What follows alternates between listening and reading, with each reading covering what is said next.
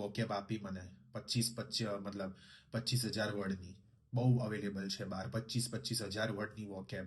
Water એટલે પાણી, આવું લખ્યું છે વોકેબમાં. આની કોઈ જરૂર છે? આવી વોકેબ ના બનાવવાની હોય. વોટર એટલે પાણી, કયા ગુજરાતી નથી ખબર કે વોટર એટલે પાણી? બરાબર. એટલે કહેવાનો મતલબ શું છે કે વોકેબ એટલે શું કે ભાઈ ટુ ધ પોઈન્ટ. પણ વોકેબ ખાલી બેસીને આમ ગોખવાથી વોકેબ એટલે વોટર એટલે પાણી, વોટર એટલે પાણી, એનાથી આવા સેગમેન્ટમાં વોટર હોય અને પાણી મોઢામાંથી નીકળે એની કોઈ ગેરંટી નહીં. બરાબર. એટલે ખાલી વોકેબ ગોખવી ઇનફ નથી.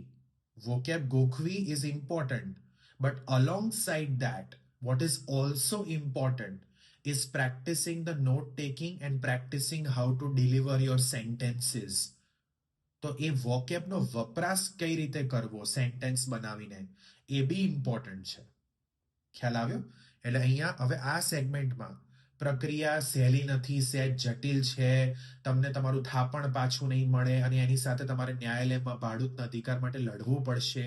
આ બધા વર્ડ્સ બહુ ડિફિકલ્ટ છે સેન્ટેન્સ ફોર્મ કરવા માટે પ્રેક્ટિસની જરૂર પડે છે. ખ્યાલ આવ્યો? So always focus on two things, vocab and note taking along with sentence formation.